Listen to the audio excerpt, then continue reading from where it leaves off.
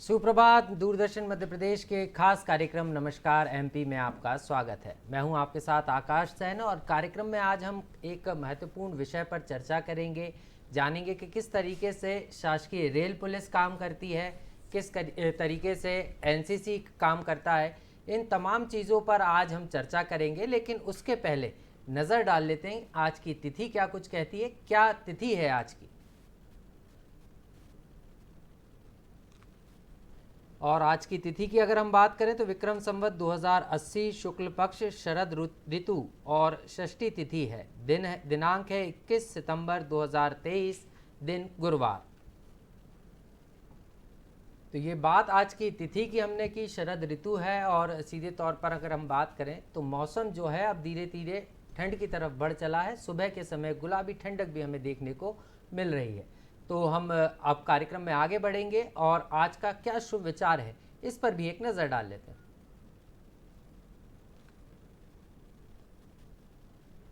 किरण चाहे सूर्य की हो या फिर आशा की, जीवन के सभी अंधकार मिटा देती है।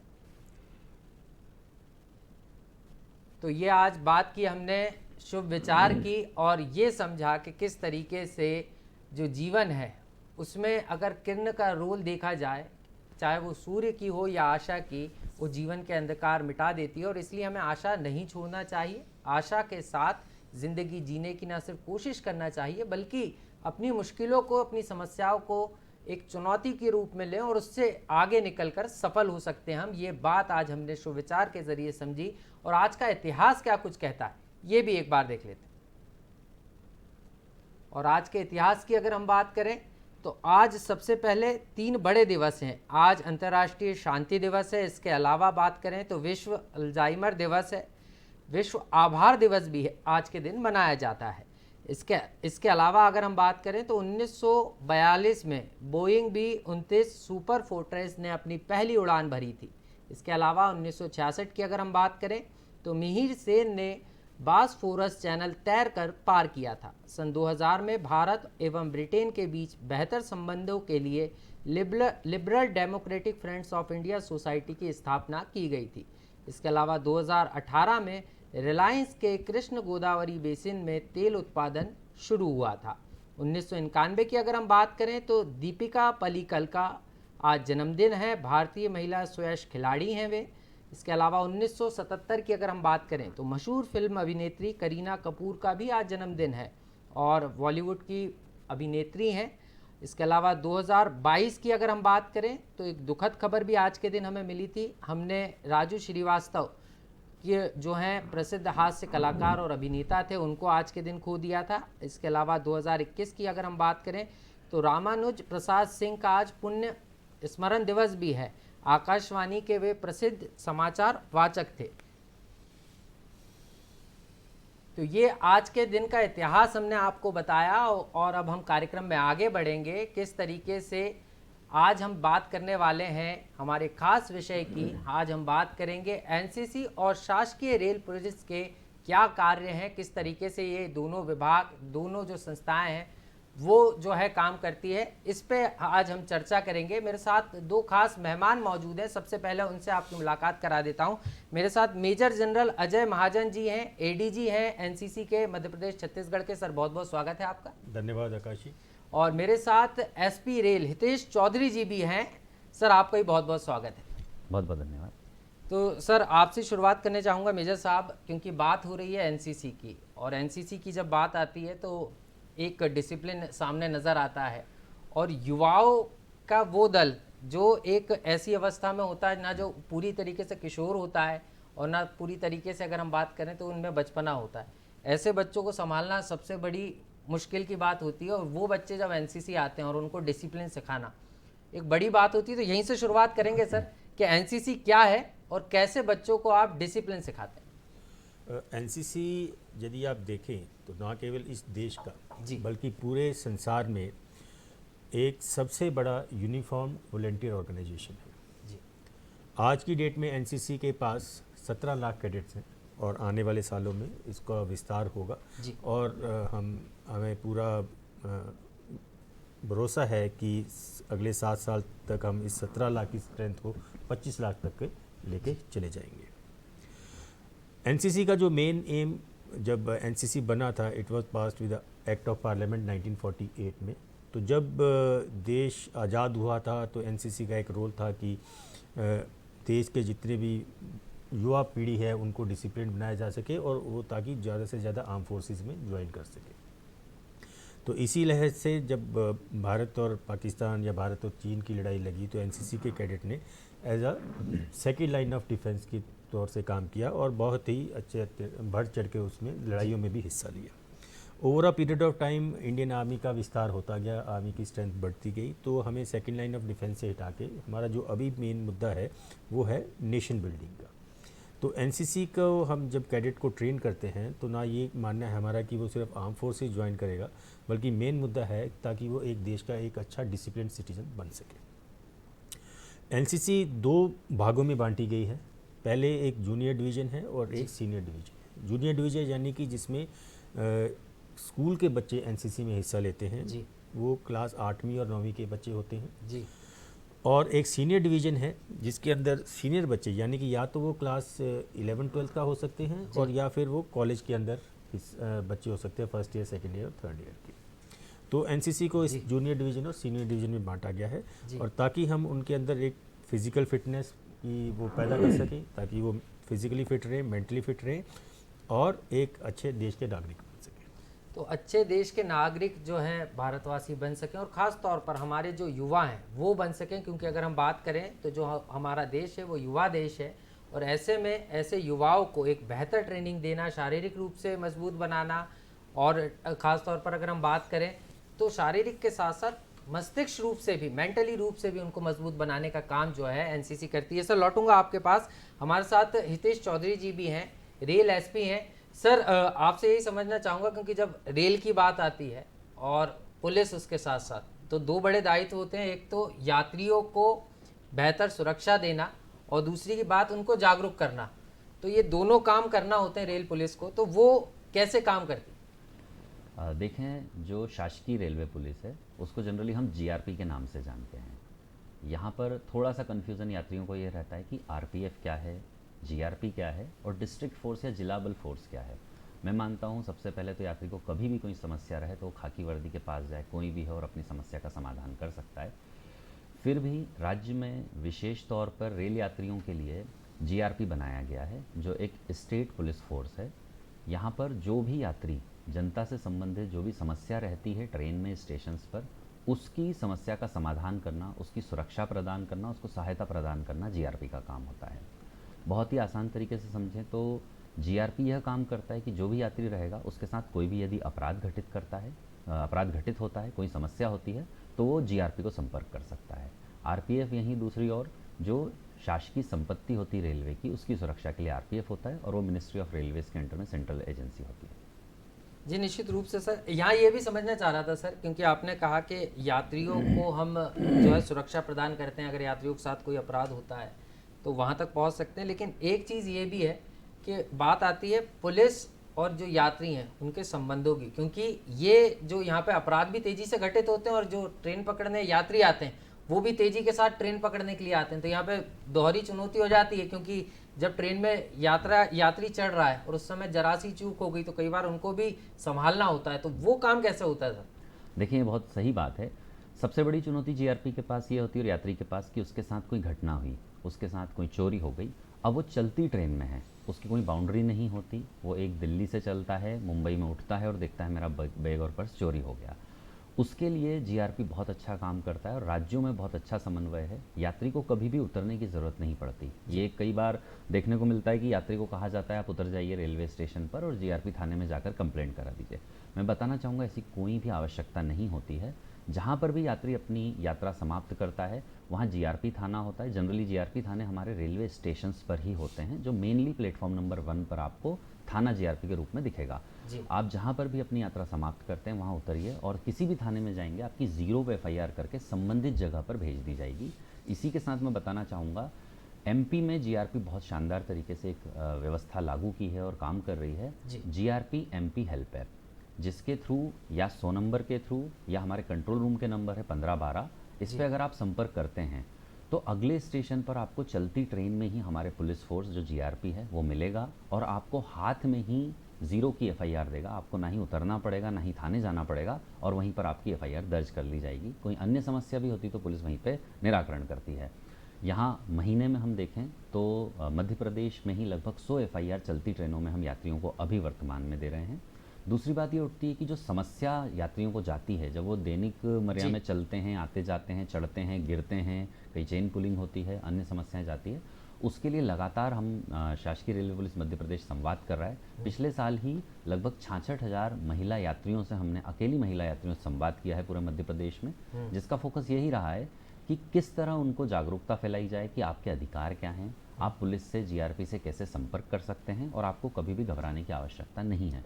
तो ये एक बड़ी जागरूकता अभियान पिछले वर्ष भी चलाया था और लगातार चलाया जा रहा है, जिससे यात्रियों को जीआरपी समझ में आए और कैसे ट्रेन में यात्रा करते समय अपनी सुरक्षा और सावधानी रखना है। निश्चित रूप से तो यात्रियों को जागरूक करने का काम भी जीआरपी कर रही है। सर लौटूंगा आपके पास। तो दर्शकों, ये सजीव फोन इन लाइन कार्यक्रम है और इस कार्यक्रम पर आप हमारे गेस्ट से सीधे जुड़ सकते हैं, अपनी जो जिज्ञासा है, जो सवाल है वो पूछ सकते हैं। आप टेलीविजन स्क्रीन पर आपको नंबर दिखाई दे रहे होंगे 0755-266-0049, ये हमारा लैंडलाइन नंबर है। इसके अलावा हमारा टोल फ्री नंबर भी आप नोट कर लीजिए 1800-233-0040, ये हमारा टोल फ्री नंबर है और इस पर कॉल करके आप सीधे तौर पर हमारे गेस्ट से, हमारे जो अतिथि हैं उनसे सवाल पूछ सकते हैं, अपनी जिज्ञासाओं का समाधान पा सकते हैं। मेजर साहब के पास वापस लौटेंगे। सर अगर बात करें, क्योंकि आप बता रहे थे कि 2 तरीके से 2 डिवीजन्स में बांटा गया है एनसीसी को, लेकिन यहाँ पे बात जब एनसीसी की होती है तो इसमें ग्रेड सिस्टम भी चलता है,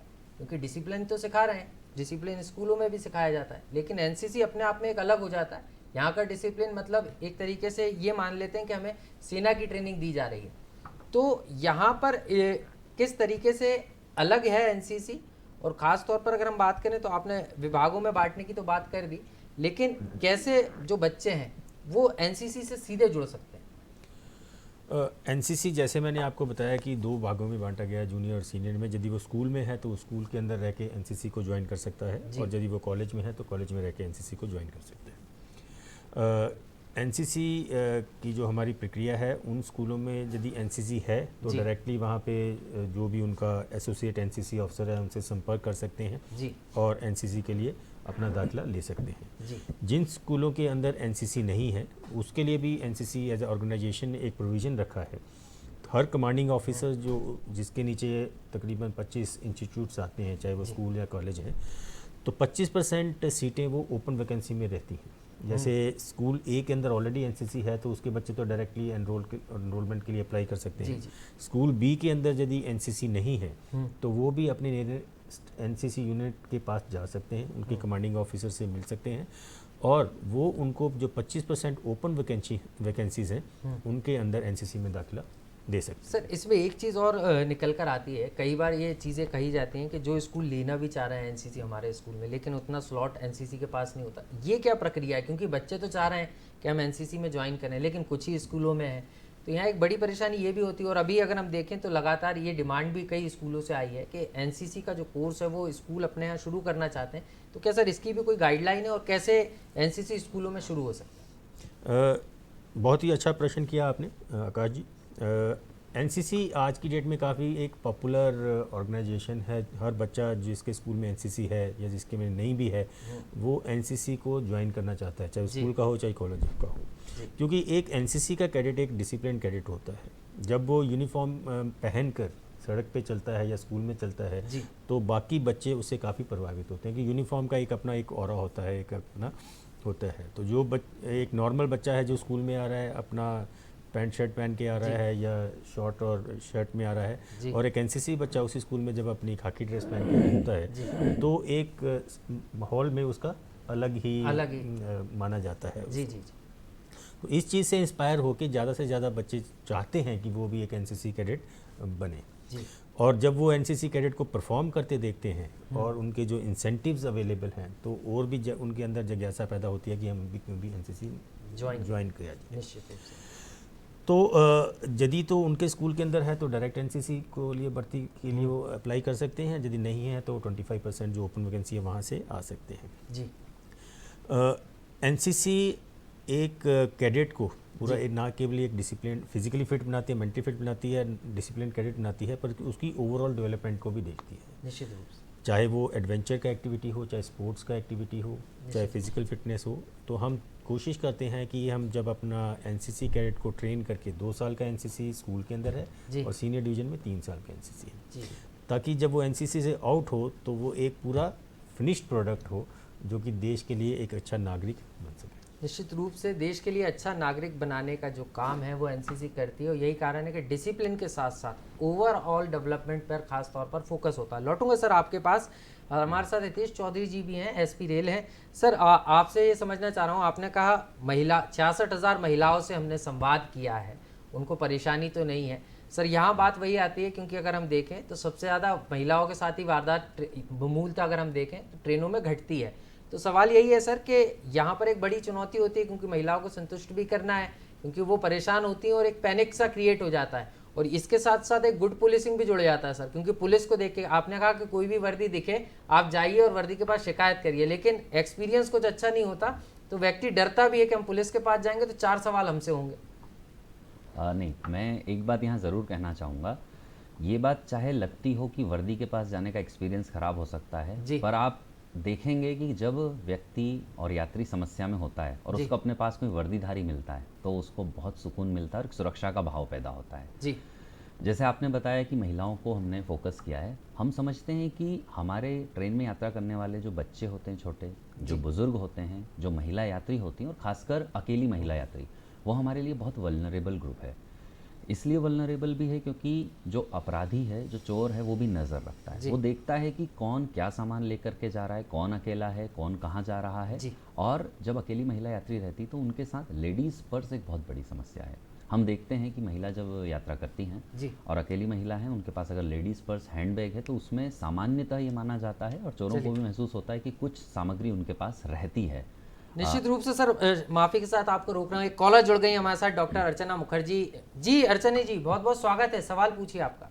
जी, खाकी के साथ हमेशा ही हमारा एक बात सम्मानजनक रवैया रहा है जी। मैं ये जानना चाहूंगी कि एनसीसी कैडेट जो कि एक भावी पुलिस और सेना का एक कड़ी होती है जी, और जो कि एनसीसी ऑफिसर रहने के नाते मैं जानना चाहूंगी कि ये जो खाकी के साथ एक सम्मान रहा है, वो सम्मान एनसीसी के कैडेट को भी मिल सके, इसके लिए क्या जतन किए जाने चाहिए? जी, निश्चित रूप से आपका सवाल आ गया है सर। लौटूंगा आपके पास हितेश जी। मेजर साहब से सर सवाल है दर्शक का, डॉक्टर अर्चना जी हमारे साथ जुड़ी थी कि जो सम्मान खाकी को मिलता है वो एनसीसी को, कैडेट्स को क्यों नहीं मिलता? नहीं, एनसीसी देखिए, खाकी यूनिफॉर्म जो पुलिस की यूनिफॉर्म है, चाहे पैरामिलिट्री फोर्स की यूनिफॉर्म है जी, वो एक पूरी तरह से ऑर्गेनाइजेशन है जो जॉब रिलेटेड है जी। जब आप एनसीसी की बात करते हैं, खाकी यूनिफॉर्म एनसीसी भी पहनता है, पर वो सारे क्या हैं, एक ट्रेनीज हैं, एक कैडेट्स हैं जी। तो बेसिकली यदि देखा जाए तो एनसीसी के बच्चे हैं क्या, कैडेट्स हैं क्या, चाहे वो स्कूल के बच्चे हैं चाहे वो कॉलेज के बच्चे, तो उनका मेन जो फोकस है वो स्कूल के अंदर पढ़ाई करना है और कॉलेज के अंदर पढ़ाई करना है निश्चित रूप से। इसके अलावा ताकि वो देश के एक अच्छे नागरिक बन सके, उनका एक एनसीसी का करिकुलम चलाया जाता है जिसके अंदर स्कूल के अंदर हमारे पूरे 2 साल का जो एनसीसी का ट्रेनिंग है स्कूलों के अंदर, तो 240 पीरियड है, यानी कि एक साल के अंदर 120 पीरियड और दूसरे साल के अंदर 120 पीरियड जी जी। और ये हम कोशिश करते हैं कि एनसीसी की जो क्लास चलाई जाए वो स्कूल या कॉलेज की क्लासेस के बाद चलाई जाए या उनसे पहले चलाई जाए, ताकि उस बच्चे का स्कूल और कॉलेज का करिकुलम मिस ना हो जी। इसी प्रकार कॉलेज के जो सीनियर डिवीज़न के बच्चे हैं उनका 300 पीरियड का करिकुलम है, पर उनकी एनसीसी 3 साल की होती है, तो यानी ऑन एन एवरेज यदि आप देखा जाए तो हर साल 100 पीरियड आते हैं। तो यदि देखा जाए तो ये पीरियड की संख्या ज़्यादा नहीं है जी। और इसके अलावा जो मेन ट्रेनिंग हम एनसीसी के कैडेट्स को देते हैं जी, वो होती है कैंप ट्रेनिंग। तो हर बच्चे को, यदि वो जूनियर डिवीज़न का बच्चा है तो यानी कि 2 साल में उसको एक कैंप, पहले साल कैंप नहीं होता, दूसरे साल में एक कैंप करना पड़ता है। 10 दिन का कैंप होता है जिसके अंदर उसको फिजिकल ट्रेनिंग की, जैसे मिलिट्री वे ऑफ लाइफ सिखाया जाता है। इसी प्रकार यदि वो सीनियर डिवीज़न के बच्चे हैं तो 3 साल की ट्रेनिंग में उनको 2 कैंप करने जरूरी हैं। तो पहले साल हम कैंप नहीं कराते हैं, तो उसके सेकेंड ईयर थर्ड ईयर के में कैंप कराते हैं। तो आप एनसीसी को मतलब कि आप पुलिस से या पैरामिलिट्री फोर्स से कंपेयर नहीं कर सकते, बिकॉज वो पुलिस फोर्स और पैरामिलिट्री फोर्सेस एक वेरी वेल ऑर्गेनाइज और ट्रेंड फोर्स है। सर इसको ऐसे भी समझ सकते हैं कि पुलिस में जाने के लिए जो डिसिप्लिन है उसकी शुरुआत हम कह सकते हैं वो एनसीसी है। अगर हाँ, आपको पुलिस में जाने के इच्छुक है या सेना में जाने के इच्छुक है तो आप एनसीसी ज्वाइन करें, तैयारी करें और उसके बाद शिक्षा भी ले प्रॉपर रूप से। उसके बाद जो खाकी पहनने का जो सपना है आपका पूरा हो सकता है और वो मान सम्मान भी आपको मिलेगा। तो ये हमारे दर्शक ने सवाल पूछा था और उम्मीद है कि उनको जवाब मिला होगा। सर लौटूंगा आपके पास, हितेश सर के पास चलूंगा। हितेश जी आप कैसे देख रहे हैं? सबसे पहले तो आप अपनी बात पूरी कीजिए। महिलाओं के साथ जो वारदात होती है उस पर आप अपनी बात कह रहे थे। जी बिल्कुल, मैं वही बताना चाह रहा था कि जो सबसे वल्नरेबल ग्रुप्स में से हैं उनमें से एक महिला है। उनके लिए शासकीय रेलवे पुलिस मध्य प्रदेश ने काफ़ी प्रयास किए हैं और हमारा मुख्य यही उद्देश्य रहता है कि कैसे हम अकेली जो महिला यात्रा कर रही है जी उन तक पहुँचें, उन तक संवाद स्थापित करें, उनको सुरक्षा के मायने हम बता सकें। देखिए छोटा सा उदाहरण दूंगा कि जब किसी परिवार की बच्ची 18 साल 20 साल 25 साल की पहली बार अपने घर से निकलती है और कॉलेज के लिए दूर दराज के किसी मेट्रोपॉलिटन शहर में जाती है या नौकरी करने के लिए जाती है, उस समय उसका मोबाइल चोरी हो जाना, उस समय पर्स चोरी हो जाना, जो घबराहट उसके पास रहती है वो कोई नहीं समझ सकता।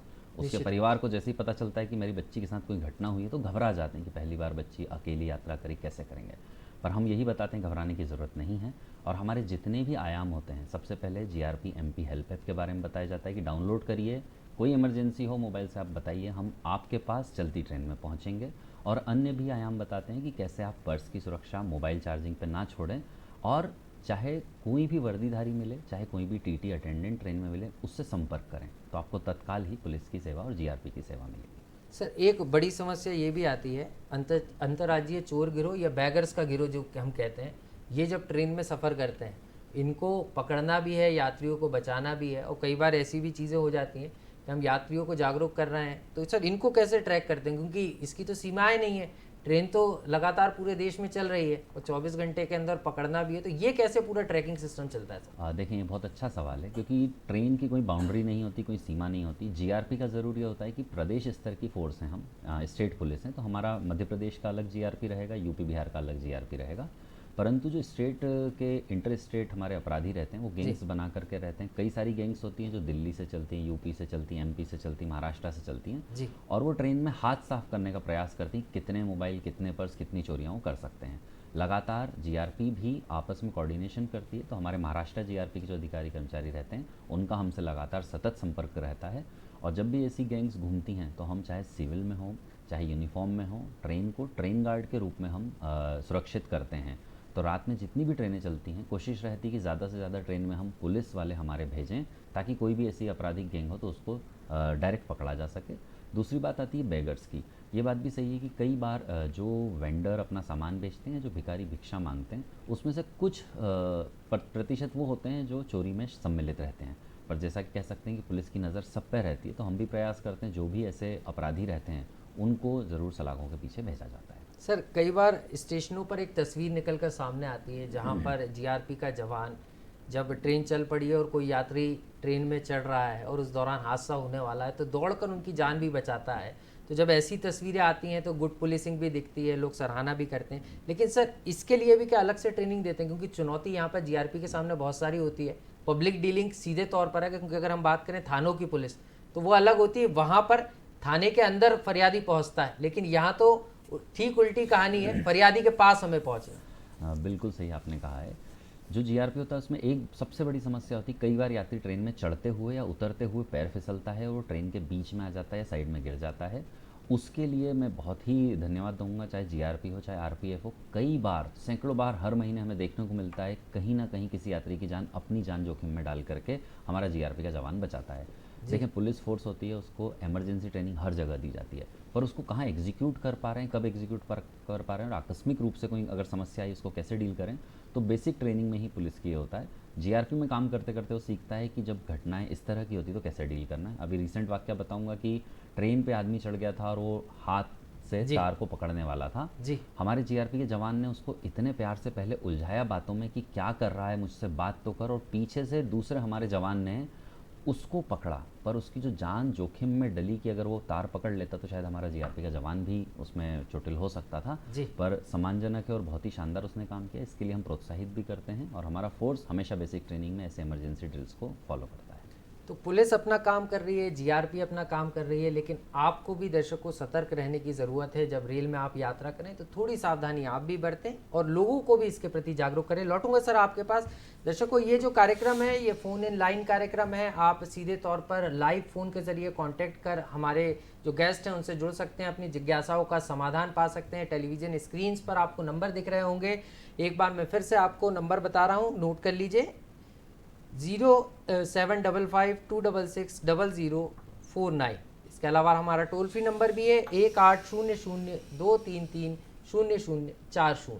तो इन टेलीफोन नंबर्स पर आप कॉल करके सीधे हमारे जो गेस्ट हैं, जो विद्वान हैं, उनसे जुड़ सकते हैं और अपनी जो जिज्ञासा है, जो सवाल है, उनका समाधान पा सकते हैं। तो मेजर जनरल साहब के पास चलेंगे, अजय महाजन जी के पास, एडीजी एनसीसी मध्य प्रदेश छत्तीसगढ़ है। सर, बात यहाँ पर डिसिप्लिन की हो रही थी, ओवरऑल डेवलपमेंट की हो रही थी, लेकिन सर इसमें दो बड़ी चीज़ें आ जाती हैं। और अगर हम सबसे पहले बात करें तो हर जगह अब बात हो रही है महिलाओं को बराबरी का दर्जा देने की। और अगर हम एनसीसी में बात करें तो यहाँ तो फीमेल और मेल माना ही नहीं जाता, ट्रेनिंग एक जैसी दी जाती है, लेकिन फिर भी यहाँ पर भी कोई अलग से व्यवस्था की गई है क्या महिलाओं के लिए, और यहाँ पर महिलाओं को किस तरीके से ट्रेनिंग दी जाती है? आकाश जी, एनसीसी एक ऐसी ऑर्गेनाइजेशन है जो हम नहीं मानते हैं कि महिला किसी प्रकार से अपने गर्ल बॉय कैडेट से पीछे है। तो जो हमारा ट्रेनिंग का स्तर है वो बॉयज़ का और गर्ल्स का दोनों बराबर है।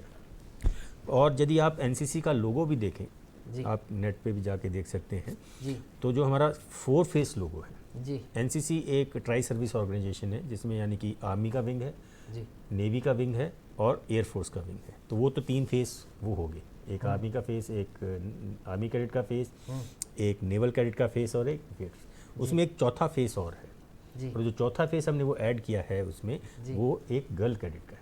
तो यानी कि हम बहुत ज़्यादा प्रोत्साहन देते हैं कि ज़्यादा से ज़्यादा गर्ल कैडेट एनसीसी में ज्वाइन करें, शामिल हो।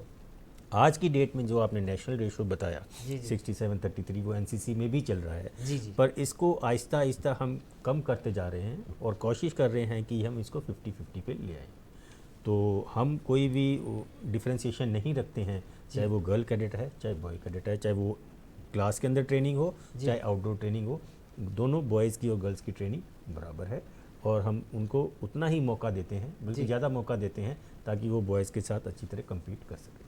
तो निश्चित रूप से लड़कों से लड़कियां भी कम नहीं है और यही कारण है कि बराबरी की जो ट्रेनिंग है वो यहाँ पर एनसीसी दे रही है। सर, एक चीज़ और समझना चाह रहा था कि बात आपने कहा बराबर की ट्रेनिंग, लेकिन हम देखते हैं कि जो जूनियर लेवल है वहाँ पर जब बच्चे आते हैं एनसीसी ज्वाइन करते हैं तो यहाँ पर क्योंकि सीधे तौर पर आपने जो 3 विंग का जिक्र किया कि सेना के तीनों जो विभाग है, महत्वपूर्ण विभाग, तीनों सेनाएं जो हैं एनसीसी में शामिल हैं।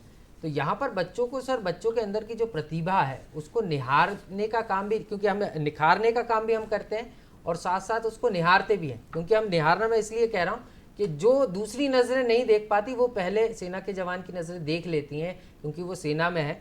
तो उनको खेलों के ज़रिए, क्या जो यूथ गेम्स होते हैं उनमें भी पार्टिसिपेट वो कर सकते हैं, क्योंकि कई बच्चे ऐसे होते हैं जो बेहतरीन खिलाड़ी बन सकते हैं, वो जाना पुलिस सेवा में चाहते हैं लेकिन वो खिलाड़ी बेहतर हैं, तो उनको यहाँ पर पहचान के उनको उस दिशा में मोड़ने का काम भी एनसीसी करता है जी। बेसिक ट्रेनिंग जो एनसीसी में हम सभी को देते हैं, ठीक है, चाहे वो ड्रिल का हो, चाहे फायरिंग का हो, इंडोर क्लासेस का हो, आउटडोर क्लासेस का हो, जो बेसिक जो ट्रेनिंग है हर कैडेट को दी जाती है। जब ये बेसिक ट्रेनिंग दी जाती है, इसके अलावा एनसीसी में कुछ ऐसी एक्टिविटीज़ भी हैं जिसमें वो बेसिक ट्रेनिंग के अलावा हिस्सा ले सकते हैं। जैसे कि एडवेंचर एक्टिविटी, जिसके अंदर हम उनको माउंटेनियरिंग की बेसिक और एडवांस कोर्सेज कराते हैं। उसके अलावा माउंटेन एक्सपीडिशन पे भी भेजते हैं। अभी फ़िलहाल एक माउंट थेलू का हमारा एक्सपीडिशन एनसीसी का चला हुआ है जी। और आपको जानकर खुशी होगी कि ये दोनों कंबाइंड बॉयज़ और गर्ल्स का एक्सपीडिशन है। हमने सिर्फ बॉयज़ को अलग नहीं भेजा, गर्ल्स को अलग नहीं भेजा, बल्कि इसके अंदर 10 लड़के और 10 लड़कियां इकट्ठा माउंट थेलू, एक हाई एल्टीट्यूड में माउंटेन है जिसको वो जिसके ऊपर चढ़ाई कर रहे हैं, ट्रैकिंग कर रहे हैं, माउंटेनियरिंग कर रहे हैं। इसी प्रकार से स्पोर्ट्स के ऊपर आप यदि देखिए, एनसीसी बहुत बढ़ चढ़कर स्ब्रोटो फुटबॉल का एक टूर्नामेंट है जिसमें एनसीसी हिस्सा लेती है। जवाहरलाल नेहरू हॉकी का टूर्नामेंट है जिसमें एनसीसी हर साल हिस्सा लेती है। घुड़सवारी में एनसीसी के बच्चे हिस्सा लेते हैं। यॉटिंग में, सेलिंग में एनसीसी के बच्चे हिस्सा लेते हैं। और फायरिंग, क्योंकि एक हमारा अच्छा मुद्दा है शूटिंग का, उसमें हमारे बच्चे भी हिस्सा लेते हैं। हाल ही में मावलंकर टूर्नामेंट संपन्न हुआ है मऊ के अंदर, जिसमें हमारे 51 कैडेट्स ने हिस्सा लिया एनसीसी के। और आपको जानकर खुशी होगी कि सभी 51 कैडेट्स ने नेशनल्स के लिए क्वालिफाई किया। क्या बात है। तो 100% रिजल्ट वहाँ पे भी दिया है एनसीसी ने। और यदि आप हिस्ट्री में भी देखें, Anjali Bhagwat Indian shooter NCC cadet, Hima Das Indian athlete NCC cadet. अभी हाल ही में मध्य प्रदेश से एक कैडेट थी हमारी अंजलि चौकसी, उसने वर्ल्ड चैंपियनशिप में हिस्सा लिया। तो एनसीसी हर लेवल के ऊपर अपने कैडेट्स को स्पोर्ट्स में, एडवेंचर एक्टिविटी में बढ़ चढ़ के हिस्सा लेना पड़ता है। और ऐसी चीज़ें हम एनसीसी कैडेट को कराते हैं जो कि नॉर्मल बच्चा बाहर नहीं कर सकता। पैराजंप तो आप देखिए कि आर्मी के अंदर या पुलिस के अंदर भी सबको नहीं करा सकते हैं, पर हम कोशिश करते हैं कुछ सिलेक्टेड कैडेट को हर साल पैरा जंपिंग कराएं, पैरासेलिंग कराएं। तो इससे उनका क्या है कि एक ओवरऑल डेवलपमेंट, जो मैंने आपको पहले बताया, एक बच्चे का डेवलप होता है। तो ओवरऑल डेवलपमेंट तो यहाँ होता ही होता है, लेकिन अगर आप में प्रतिभा है और आप खेलों में जाना चाहते हैं तो भी आप एनसीसी ज्वाइन कर सकते हैं। मतलब एनसीसी अगर हम देखें तो हर विधा में कुछ कुछ चीज़ों को शामिल किया गया और हर विधा में एक परफेक्ट व्यक्ति बनाने का, एक संपूर्ण व्यक्ति बनाने की जो काम है वो एनसीसी की जो संस्था है वो करती है। लौटूंगा सर आपके पास, हमारे साथ एसपी रेल हितेश जी भी जुड़े हुए हैं। हितेश सर, आपसे समझना चाह रहा, हम बात कर रहे थे कि किस तरीके से लोगों को जागरूक किया जाता है, लेकिन यहाँ सर एक चीज़ और निकल कर सामने आती है। टेक्नोलॉजी बहुत तेज़ी से बढ़ रही है और जैसे कि आपने कहा कि हम ऐप के ज़रिए भी ज़ीरो पर कायमी कर लेते हैं, लेकिन सर बात यही आती है कि गुड पुलिसिंग करना और इस पर लगातार पुलिस विभाग भी काम कर रहा है। तो सर गुड पुलिसिंग को लेकर क्या कुछ नए नवाचार रेल पुलिस ने किए हैं? और जब कभी कोई यात्री अगर परेशानी में होता है, और ख़ास तौर पर हम देखते हैं कि आजकल जो जीआरपी है उसका काम बदल गया है, यहाँ पर वो डॉक्टर की भूमिका में भी नज़र आ रही। मैं डॉक्टर इसलिए कह रहा हूँ कि कई बार ट्रेन में घटना घटती है, स्टेशन पर जीआरपी का थाना सामने होता है, जब तक रेल का बल पहुंचे उसके पहले जीआरपी का जो जवान ड्यूटी पर तैनात रहता है वो एक्ट करता है। बिल्कुल, देखिए गुड पुलिसिंग की बात हुई है। आप ये, मैं समझता हूँ कि मैं इससे सहमत होंगे कि मध्य प्रदेश पुलिस पूरे देश में देखा जाए तो बहुत ही बढ़िया और गुड पुलिसिंग प्रेजेंट करती है। जो व्यवहार जनता से मध्य प्रदेश पुलिस का खासकर है जी, मैं कहूँगा कि वो बहुत ही संवेदनशील पुलिस है। कोई भी फरियादी पीड़ित पहुंचता है तो पूरी मध्य प्रदेश पुलिस उतनी तत्परता से और उतनी संवेदनशीलता से उसको डील करती है। यहाँ जीआरपी की बात विशेषकर करें तो जीआरपी में गुड पुलिसिंग को प्रमोट करने के लिए लगातार हम प्रयास कर रहे हैं। पिछले 2 साल से विशेष हमने ट्रेनिंग अभियान भी चलाए गए हैं। जब बात आती है पुलिस की और खाकी वर्दी की तो डंडा ही याद आता है, पर मैं बताना चाहूँगा कि 2 साल से हम प्रयास कर रहे हैं कि किस तरह हमारे पुलिस फोर्स को हम बेहतर इंसान के रूप में प्रदर्शित भी कर पाएँ कि जब कोई भी फरियादी या पीड़ित थाने पहुँचता है तो उसको डर और भय महसूस ना हो और वो ये समझे कि हमसे बेहतर रूप से बात की जा रही है। तो सबसे पहले सॉफ्ट स्किल, सॉफ्ट स्पोकन, इस तरह की ट्रेनिंग हम अपने पुलिस विभाग में डाउन द लाइन तक प्रदान कर रहे हैं जीआरपी में, जिससे वो बेहतर संवाद स्थापित कर सके और संवेदनशीलता वो उस पीड़ित से, उस फरियादी से रख सके और उसकी बात समझ के उतनी ही तत्परता से बात कर सके। क्योंकि होता ये, देखें पुलिस ने देखा है रोज़ अपराध होते हैं, रोज़ समस्याएं आती है, पुलिस हर चीज़ में बहुत संवेदनशील होती है, तो चीज़ें कहीं ना कहीं, जैसे डॉक्टर की बात आती है तो वो अलग रूप में रहती है, पर फिर भी प्रयास यही किया जा रहा है कि कैसे और ज़्यादा संवेदनशीलता इसमें अपनाई जा सके। तो गुड पुलिसिंग के जो आयाम थे उसमें हम एक तो ट्रेनिंग दे रहे हैं, साथ ही कंप्यूटराइजेशन और टेक्निक की बात कहें तो CCTNS पूरे देश में चल रहा है। उसमें मध्य प्रदेश में खासकर CCTNS में देश में प्रथम स्थानों पर है कई जगह, और जीआरपी विशेषकर उसमें प्रथम स्थान कई चीज़ों में है। साथ ही हमने ऐप की बात बताई तो ऐप का इस्तेमाल किया जा रहा है। CCTV कैमरेज का बहुत ज़्यादा उपयोग हो रहा है, चाहे रेलवे स्टेशन हों या ट्रेन्स हों। ट्रेन में भी आजकल बोगीज़ में CCTV कैमरे रेलवे द्वारा लगाए जा रहे हैं, जिससे हमें बहुत ही उनका फीड मिलके सहयोग प्राप्त होता है। तो गुड पुलिसिंग के कई सारे आयाम मध्य प्रदेश पुलिस के जीआरपी आयाम में स्थापित कर रही है। साथ ही जो दूसरी बात आई थी कि डॉक्टर की भूमिका जो निभाई जा रही जी। है बिल्कुल सही है। देखें, ट्रेन में पुनः वही बात आती है कि कई सारे इस तरह के एक्सीडेंट होते हैं, रन ओवर होते हैं, कोई गिर जाता है, उसको चोट आ जाता है, और जी। सबसे पहले अगर इमरजेंसी में कोई याद आता है तो पुलिस याद आता है। इसमें कोई दो राय नहीं है, चाहे आप कहीं पर भी हों, रोड एक्सीडेंट हो, ट्रेन एक्सीडेंट हो, जी। पहला व्यक्ति जो याद आता है या जो पहुंचता है वो होता है पुलिस, और हमारी जिम्मेदारी है कि हम तत्काल पहुंचें। और जैसे ही हम यात्री तक, पीड़ित तक पहुंचते हैं तो हम फर्स्ट एड की ट्रेनिंग्स हमारे पुलिस की बेसिक ट्रेनिंग में भी दी जाती है और लगातार कोर्सेज में दी जाती है। वो सीखते हैं कि कैसे हम CPR दे सकते हैं, कैसे हम अगर ब्लीडिंग हो रही तो उसको रोक सकते हैं, और प्राथमिक उपचार होता है वो ज़्यादातर ज़िंदगियां बचाता है ऐसे एक्सीडेंट्स में। तो पुलिस सबसे पहले ऐसे पीड़ित की प्राथमिक उपचार करती है, साथ ही GRP रेलवे स्टेशंस पर डॉक्टर्स अवेलेबल रहते हैं, उनको बुलाती है, नहीं तो एम्बुलेंस 108 के थ्रू या अपनी गाड़ी से तत्काल हॉस्पिटल पहुंचाती है, और जिससे मैं मानता हूं बहुत सारी जानों को GRP पुलिस ने बचाया है। निश्चित रूप से सर जानों को बचाया, लेकिन सर एक चीज़ और आती है, क्योंकि अगर हम यात्रा की बात करें तो उसमें रेलवे का एक बड़ा योगदान है, और यहाँ पर कई बार गुमशुदा बच्चे भी रेलवे स्टेशन पर देखे जाते हैं, जो सबसे बड़ी चिंता की बात है। तो सीधे तौर पर अगर हम देखें सर, तो कैसे आप देखते हैं, क्योंकि यहाँ पर हम देखें तो कई सारे बच्चे मुस्कान ऑपरेशन के ज़रिए भी GRP ने लौटाए हैं सर। बिल्कुल, जो छोटे बच्चों की अगर बात कहें तो ट्रेनों से बहुत ज़्यादा संख्या में छोटे बच्चे गुम होते हैं, और साथ ही बुज़ुर्ग भी गुम होते हैं। देखिए, जब ट्रेन में यात्रा करता है परिवार, तो छोटे बच्चे या तो उतर जाते हैं या चढ़ जाते हैं, या कहीं पानी पीने कोई गया तो माता पिता छूट जाते हैं। कई बार बच्चे अपने आप किसी दूसरी ट्रेन में चढ़ जाते हैं, और वो हर उम्र के होते हैं, चाहे वो छोटे से छोटा 2-3 साल की बात करें या 18-20 साल की बात करें। और दूसरा आता है बुज़ुर्ग, जो जनरली 50-55 या 60 वर्ष के ऊपर होते हैं, वो भी कई बार गुम होते हैं। GRP इसमें बहुत शानदार रोल अख्तियार करता है, और कई बच्चों को अपने माता पिता और परिवार तक लगातार पहुंचाता है। चाइल्ड लाइन भी एक है जो GRP में विशेषकर रेलवे में मदद करती है, और दूसरी एजेंसीज़ हैं जो बच्चों को उनके परिवार तक पहुंचाने, उनका ध्यान रखने और उनको सुविधा पहुंचाने का प्रदान का मदद करती है। ये निश्चित रूप से सर लौटूंगा आपके पास। एक कॉलर जुड़ गए हमारे साथ भोपाल से। सर बहुत बहुत स्वागत है आपका। हाँ जी, नमस्कार जी। मैं NCC अधिकारी जी से ये बात करना चाहती हूँ कि मैं स्वयं एक NCC अधिकारी स्कूल में रही हूँ जी। लेकिन NCC अधिकारी को डबल काम करना पड़ता है जी। जैसे NCC वाला भी जो एक्टिविटी परेड वगैरह कराना वो भी करना पड़ता है जी, और स्कूल का जो वर्क है, जो शिक्षक है, वो भी करना पड़ता है। तो जिस प्रकार PTI की नियुक्ति यानी खेल अधिकारी की नियुक्ति स्कूल में की जाती है, उसी प्रकार NCC का इतना महत्व देखते हुए NCC अधिकारी की नियुक्ति पूर्ण रूपेण स्कूल में क्यों नहीं की जाती है?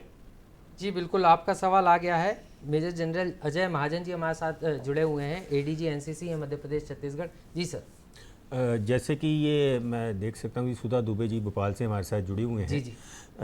और उन्होंने बताया कि ये खुद भी एक NCC की अधिकारी रह चुके हैं स्कूल में। तो ये इनको हम बोलते हैं ANOs, एसोसिएट NCC ऑफिसर्स जी। ये स्कूल्स और कॉलेज की तरफ से डिटेल किए जाते हैं। फिर ये जो ANOs होते हैं, एसोसिएट NCC ऑफिसर्स, इनको हम यदि वो स्कूल के अंदर हैं तो 60 डेज़ का यानी कि 2 महीने का ट्रेनिंग OTA हमारा एक है, ऑफिसर ट्रेनिंग एकेडमी ग्वालियर में, लेडीज़ को वहाँ ट्रेनिंग दिया जाता है, और जो मेल ANOs हैं उनको हम अपना OTA कामटी में ट्रेनिंग देते हैं। जी जी। और यदि वो कॉलेज के सीनियर डिवीज़न के कॉलेज से ANOs हैं तो उनको 90 दिन है यानी 3 महीने का ट्रेनिंग दिया जाता है जी।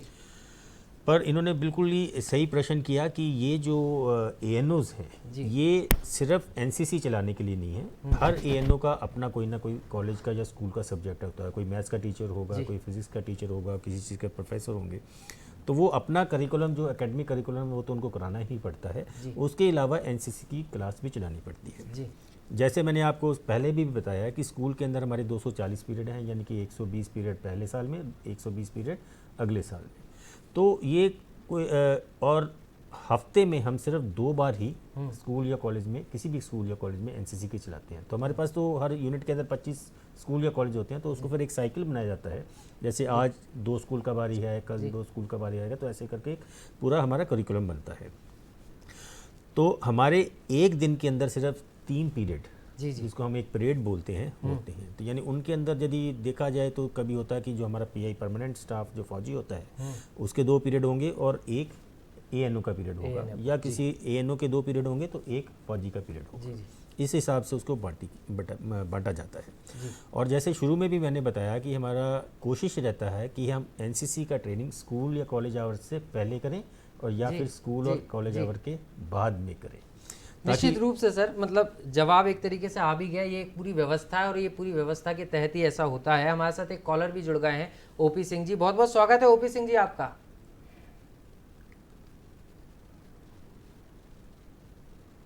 हेलो जी, सवाल पूछिए ओपी जी आप। हाँ, मैं ये जानना चाह रहा हूँ आदरणीय पुलिस अधीक्षक महोदय से जी कि ये चलती ट्रेन में जो बेगर्स की समस्या है उस दिशा में क्या काम हो रहा है सर? जी, बिल्कुल सिंह साहब, आपने सही समस्या उठाई है और आपका सवाल बहुत ही वाजिब है कि जो चलती ट्रेन में बेगर्स आते हैं उससे बहुत ही समस्या होती है। उसके 2 मायने हैं, पहला असुविधा होती है और दूसरा ये चोरी में भी कई बार सम्मिलित होते हैं। आपने देखा होगा कि पिछले वर्षों से अभी, अगर हम आज से 10 साल पहले, 20 साल पहले की बात करें, 5 साल पहले की बात करें और आज की बात करें, तो इस दिशा में आपको चाहे पुलिस हो चाहे रेलवे हो, दोनों की तरफ से काफ़ी कदम उठाए हुए दिखते होंगे। कई सारे स्टेशंस पे पुलिस ने व्यवस्था की है कि उनको अनावश्यक ऐसे लोगों को नहीं बैठने दिया जाए जो समस्या पैदा कर सकते हैं। रेलवे विभाग भी लगातार प्रयास कर रहा है कि कैसे जो कैंपस होता है रेलवे स्टेशन का, उसको और ज़्यादा सिक्योर बनाया जाए और एंट्रीज कम से कम ऐसे अनावश्यक लोगों की जाए। प्लेटफॉर्म टिकट की जो व्यवस्था है उसको और बेहतर तरीके से आरपीएफ, जीआरपी और रेलवे विभाग भी स्थापित कर रहा है। तो ये जो आपने समस्या बताई थी उसके लिए लगातार रेलवे विभाग, आरपीएफ और शासकीय रेलवे पुलिस समन्वय कर रहे हैं। निश्चित रूप से तो समन्वय का काम भी यहाँ पर हो रहा है और किस तरीके से जो बैगर्स हैं उनको ट्रेन में यहाँ पर नहीं चढ़ने दिया जाए और जिससे कोई घटना ना घटे, इस पर भी जो रेल पुलिस है, जीआरपी है, वो काम कर रही है अलग अलग विभागों के साथ समन्वय मिलाकर। सर लौटूंगा आपके पास, एक कॉलर हमारे साथ और जुड़ गए हैं। जी दिनेश जी, बहुत बहुत स्वागत है आपका। जी नमस्कार जी, सवाल पूछिए आप। टेलीविजन की आवाज, जो आपके पास टेलीविजन चल रही है उसकी आवाज पहले कम कर लें, फिर आप सवाल पूछिएगा। जी जी जी जी दिनेश याग्निक बोल रहा हूँ रायसेन से। जी जी, मेरा एनसीसी ट्रेनर है, उन सर से क्वेश्चन है। जी जी जी जी, मैं ये पूछना चाह रहा था सर से कि ये मैंने देखा है कि एनसीसी की जो ट्रेनिंग चल रही है नगरीय स्तरों पे चल रही है, जी तो इनका विस्तार करने की कोई योजना है कि ग्रामीण स्तरों में भी, ग्रामीण स्कूलों में भी ये चले? ब्लॉक स्तर पे हमारे यहाँ देखते हैं एनसीसी की कोई ट्रेनिंग की व्यवस्थाएं नहीं रहती, तो इस तरह विस्तार की कोई योजना है क्या एनसीसी कैडेट के लिए स्कूलों में? हाँ दिनेश जी, बहुत ही अच्छा प्रश्न किया आपने, क्योंकि एनसीसी ज़्यादातर अभी यदि देखा जाए तो अर्बन एरिया में ज़्यादा है और रूरल एरिया में एनसीसी का विस्तार कम है।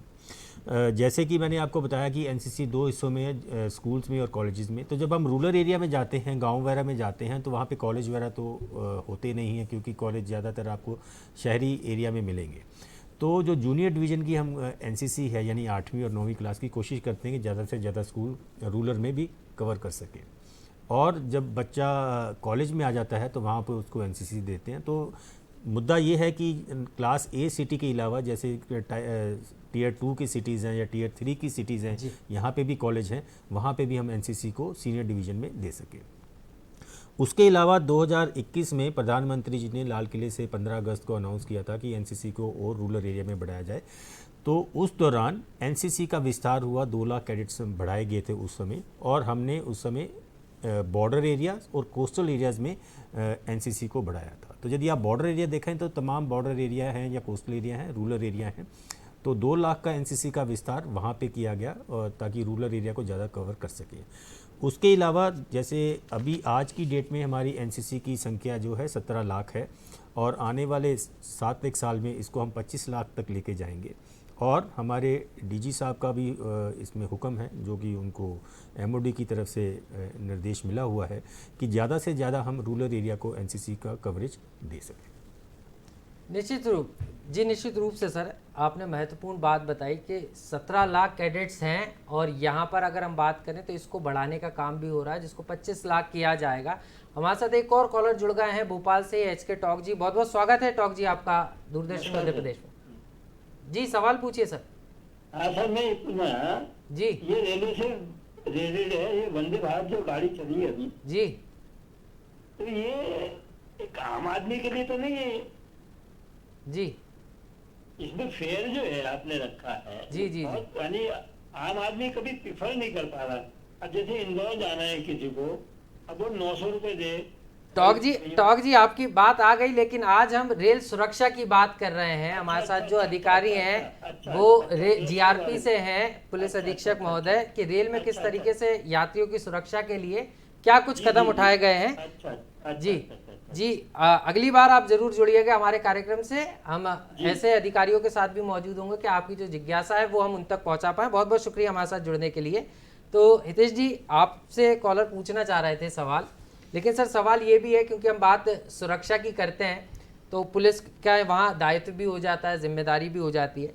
लेकिन अगर हम बात करें तो अब स्टेशनों की 24 घंटे मॉनिटरिंग की बात भी हो रही है कि जवान स्टेशन पे नज़र नहीं आता, सिविल ड्रेस में मौजूद रहता है, और इसके अलावा जो तीसरी आग कही जाती है उसके ज़रिए भी लगातार 24 घंटे जो बड़े स्टेशन हैं या जहाँ पर जो ब्लाइंड स्पॉट आपने क्रिएट करके रखे हैं, जहाँ पर लगातार घटनाएं घटती हैं, वहाँ की मॉनिटरिंग हो रही है सर?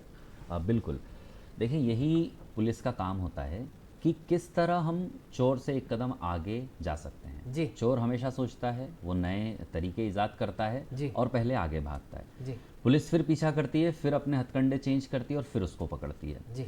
देखें, जितना फोर्स अवेलेबल है उसको हम कैसे मैक्सिमम तरीके से जनता की सुरक्षा के लिए उपयोग कर सकते हैं, यही हमारा काम है। और हम हर दिन हर महीने इसी विचार पर नए नए पहलू बनाते हैं कि कैसे सुरक्षा की जा सके। जैसे आपने कहा, स्टेशन की सुरक्षा 24 घंटे, ट्रेन की सुरक्षा 24 घंटे। अब ये मानना पड़ेगा कि इतना फोर्स नहीं है कि हम हर ट्रेन पर हमारा पुलिस वाला जाए, यात्रा करे और ट्रेन गार्ड की तरह उसकी सुरक्षा कर सके, या हर छोटे छोटे स्टेशन पर हमारी पुलिस उपलब्ध रहे। पर जैसे एमपी की बात करें तो एमपी में लगभग 30 स्टेशंस पर हमारा जीआरपी का पुलिस स्टेशन है और कई सारे स्टेशन हैं जिन पे नहीं है। इसी तरह एमपी में जैसे 400 ट्रेन अगर चल रही हैं तो हम लगभग 100 ट्रेनों को ट्रेन गार्ड की तरह कवर करते हैं। तो एक कंबाइंड एफर्ट किया जाता है कि किस तरह मैक्सिमम हम हमारे पुलिस फोर्स की उपस्थिति बनाए जा सकते हैं। तो उसके कई आयाम होते हैं। पहला होता है कि हम ड्यूटी लगाएं, वर्दी में रहें, जो महत्वपूर्ण स्टेशन है, बड़े स्टेशन है, महत्वपूर्ण ट्रेन है जिसमें चोरी ज़्यादा होती है, वहाँ हम पुलिस वाला तैनात करें।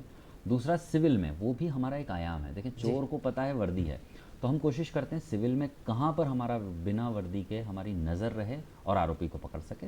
इसी के साथ अब हम टेक्नोलॉजी का भी उपयोग कर रहे हैं। जैसे बताया था कि कैमरेज को इंस्टॉलेशन मेजर स्टेशन से लेकर के छोटे स्टेशंस पर भी अब कैमरे इंस्टॉल कर रहे हैं, ट्रेन में भी कर रहे हैं, ताकि एक नज़र पुलिस की कंट्रोल रूम के थ्रू बनी रहे और जो भी अपराधी ऐसे घूमते हैं, चोरी करते हैं, उनको हम तत्काल पकड़ सकें। तो हमारा मुख्य उद्देश्य कैसे ट्रेन्स को, स्टेशंस को पुलिस की नज़र में रखें। तो ये सभी आयामों के जरिए ये प्रयास किए जाते हैं। सर, ये बात तो सुविधाओं की हो गई, गुड पुलिसिंग की हो गई, लेकिन सर एक गुंजाइश ये भी रहती है कि अगर कोई यात्री पुलिस के व्यवहार से संतुष्ट नहीं है, क्योंकि हर जगह एक अपवाद होता है, तो वो कहाँ शिकायत कर सकता है सर? देखें, ये हर जगह का प्रोटोकॉल होता है, कोई भी विभाग हो। एक स्तर पर अगर आपको समस्या है तो उसके वरिष्ठ स्तर पर जाइए। आपको थाने में समस्या है तो डीएसपी कार्यालय हैं, एसपी कार्यालय हैं और ऊपर डीजीपी कार्यालय, हम सब आपकी समस्या के समाधान के लिए बैठे हैं। और आजकल हर जगह नंबर्स हैं, फ़ोन नंबर्स हैं, ऐप्स हैं जिसके थ्रू आप डायरेक्ट संपर्क करके शिकायत कर सकते हैं। जैसे मैंने आपको बताया था, जीआरपी एमपी हेल्प ऐप, ये बहुत ही शानदार सुविधा है पूरे मध्य प्रदेश के यात्रियों के लिए। उस पर आप कंप्लेन कर सकते हैं। 1512 हमारा स्टेट कंट्रोल रूम का नंबर है, और भी नंबर्स हैं जिस पे आप सीधे या मेल के थ्रू, वेबसाइट के थ्रू भी आप हमारे कोई भी जिससे आप परेशान हैं, समस्या है पुलिस वर्दीधारी से, तो आप कंप्लेन कर सकते हैं। तत्काल ही आपकी समस्याओं का निराकरण किया जाएगा। तो निश्चित रूप से दर्शकों, आपने सुना भी होगा हमारे सर को, सीधे तौर पर सर इस बात को कह रहे हैं कि पुलिस लगातार सजग है, सदैव तत्पर है कि नागरिकों को बेहतर सुविधाएं मिले, बेहतर सुरक्षा मिले। और अगर कहीं कोई समस्या आती भी है तो आप यहां पर शिकायत भी कर सकते हैं और अपनी जो परेशानी है उसका समाधान पा सकते हैं। मेजर जनरल साहब अजय महाजन जी भी मेरे साथ लगातार बने हुए एडीजी हैं एनसीसी मध्य प्रदेश छत्तीसगढ़ के। सर, अब अगर हम देखें तो एक तरीके से एनसीसी लगातार बच्चों में लोकप्रिय होता जा रहा है। हर व्यक्ति चाहता है कि हम एनसीसी में जाएं, और ख़ासतौर में जिन स्कूलों में नहीं है तो अब आपको अलग से 25% ओपन स्पेस भी निकालना पड़ा है, जिसको भी आगे और बढ़ाया जाएगा। लेकिन सर, ऐसा एनसीसी में कौन से इंसेंटिव्स मिल रहे हैं जिसके कारण जो युवा है वो तेज़ी के साथ उसका जो आकर्षण है वो एनसीसी की तरफ हो रहा है?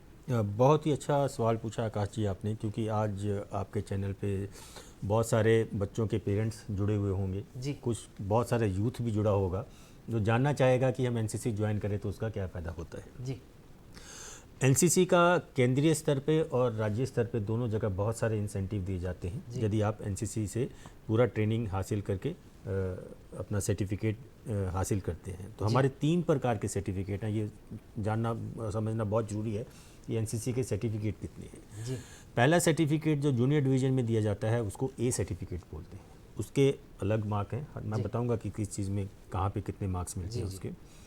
उसके अलावा जब सीनियर डिवीज़न का कैडेट आता है तो उसको पहले एक बी सर्टिफिकेट दिया जाता है पहले 2 साल की ट्रेनिंग के लिए, उसके अलग मार्क्स होते हैं। और फिर फाइनल उसका है तीसरे साल में जो सीनियर डिवीज़न का सी सर्टिफिकेट, जो सबसे बड़ा सर्टिफिकेट माना जाता है एनसीसी का। जी,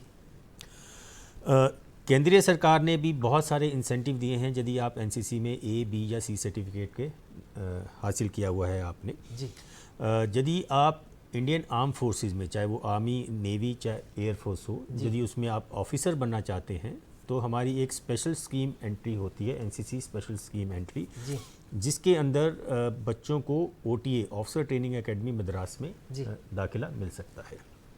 अब देखिए, यदि आप जाते हैं ओटीए ज्वाइन करना चाहते हैं तो पहले आपको यूपीएससी का रिटन एग्ज़ाम देना पड़ेगा। यदि वो आप पास कर लेते हैं फिर आपको एसएसबी के लिए बुलाया जाता है, फिर मेडिकल होता है, मेरिट बनती है और फिर बच्चा एज अ ऑफिसर के लिए ज्वाइन कर सकता है। नाउ एनसीसी यदि आप सी सर्टिफिकेट होल्डर हैं तो उसका इतना बड़ा फ़ायदा है कि आपको रिटन एग्ज़ाम नहीं देना पड़ेगा। तो यानी कि डायरेक्टली आप बिना रिटन एग्ज़ाम यूपीएससी का क्लियर किए सीधा एसएसबी के लिए इंटरव्यू के लिए जा सकते हैं। तो एक बहुत ही बड़ा इंसेंटिव है जी, निश्चित रूप से इंडियन आर्मी में या ये हमारे दर्शकों को पता भी नहीं होगा, कहीं माता पिता को भी पता नहीं हो, यूथ को भी पता नहीं होगा, निश्चित रूप से। तो ये तो है यदि उसने ओटीए में जाना है। अब ओटीए में यदि आप देखा जाए तो हर साल हमारे पास 100 लड़कों की वैकेंसियाँ हैं और 10 लड़कियों की वैकेंसी हैं जी, क्योंकि लड़कियों का बैच छोटा होता है और लड़कों का बैच बड़ा होता है।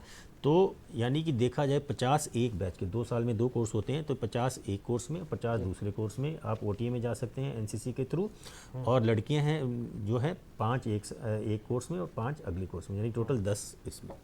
इसके अलावा यदि सीडीएस आप करते हैं तो ये तो शॉर्ट सर्विस के लिए होगा अपना ओटीए के थ्रू। यदि आप परमानेंट कमीशन हासिल करना चाहते हैं आर्मी में, नेवी में, जी बिल्कुल सर, लौटूंगा आपके पास, पूरी बात भी आपकी सुनूंगा। हमारे साथ एक कॉलर जुड़ गई है, वंदना तिवारी जी, बहुत बहुत स्वागत है वंदना जी आपका।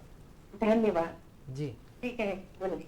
हेलो जी, सवाल पूछिए। जी नमस्कार सर, मैं वंदना बोल रही हूँ जी। मुझे पूछना है कि एनसीसी जो है वो बच्चों के ग्रोथ के लिए बहुत जरूरी है, उनको अनुशासन सिखाती है, उनका स्टेमिना अच्छा होता है। तो फिर स्कूल के लेवल पर बहुत ज़्यादा मैं नहीं देखती हूँ कि बच्चे एनसीसी ज्वाइन करते हैं, ज़्यादातर कॉलेज में ही दिखता है। तो इसके लिए क्यों नहीं सरकार कुछ करती?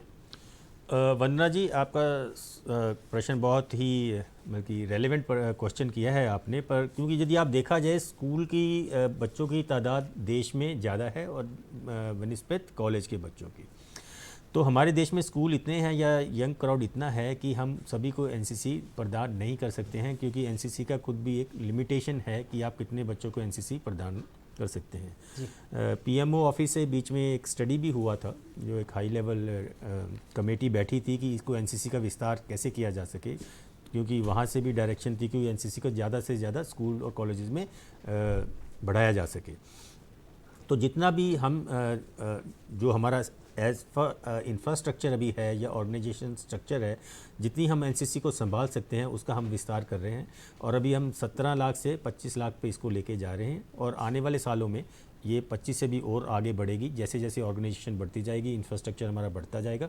बिकॉज किसी भी कैडेट को यदि ट्रेनिंग देनी है तो उसके लिए इंफ्रास्ट्रक्चर भी चाहिए। हमने उसको फायरिंग कराना है तो फायरिंग रेंज का ज़रूरत है, यदि उसको ड्रिल कराना है तो ड्रिल स्कूल का जो कैंप कराना है तो 500 से बच्चों रखने के लिए हर चीज़ पहले से तय है सर, निश्चित रूप से। और हम कार्यक्रम की अंतिम बेला में है सर, तो जाते जाते आप हमारे दर्शकों को से क्या कुछ संदेश देना हाँ, तो मैं ये बताना चाहता था, यदि आप आर्मी को ज्वाइन करना चाहते हैं, एनसीसी की फैसिलिटी सी सर्टिफिकेट की बहुत है। यदि आप आर्मी, एयरफोर्स, नेवी में एज अ जवान जाना चाहते हैं, अग्निवीर बनना चाहते हैं, उसमें भी सी सर्टिफिकेट के अलग से मार्क्स हैं। निश्चित रूप से सर, संक्षेप में जानना चाह रहे थे और आपने काफ़ी सारी चीज़ें भी बताई कि बहुत सारे कोर्सेज और इंसेंटिव्स हैं। हमारे साथ हितेश चौधरी जी भी हैं, एसपी रेल हैं। सर, क्या संदेश देना चाहेंगे, क्योंकि सर रेल सुरक्षा महत्वपूर्ण है। देखिए, रेल बहुत बड़ा साधन है, यात्री बहुत यात्रा करते हैं। यही कहना चाहूँगा, जीआरपी एमपी जो है वो सतत सुरक्षित यात्रा के मोटो के साथ काम करती है। जब भी आपको कोई समस्या है, कृपया जीआरपी रेलवे स्टेशन पे थाना होता है वहाँ पहुँचें, या जीआरपी एमपी हेल्प ऐप अपने मोबाइल पे डाउनलोड करके संपर्क करें, या 100 नंबर लगाएं मध्य प्रदेश में, पुलिस आपके पास तत्काल पहुँचेगी, चलती ट्रेन में आपको सुरक्षा और सुविधा प्रदान करेगी। तो निश्चित रूप में से चलती ट्रेन में आपको सुरक्षा भी मुहैया कराई जाएगी सतत रूप से। तो दर्शकों, आज हमने एनसीसी की बात की है, इसके अलावा रेल सुरक्षा की बात भी की है। अगली बार किसी और विषय के साथ आपके सामने हाजिर होंगे, तब तक के लिए हमें दीजिए इजाज़त और देखते रहिए दूरदर्शन मध्य प्रदेश। नमस्कार।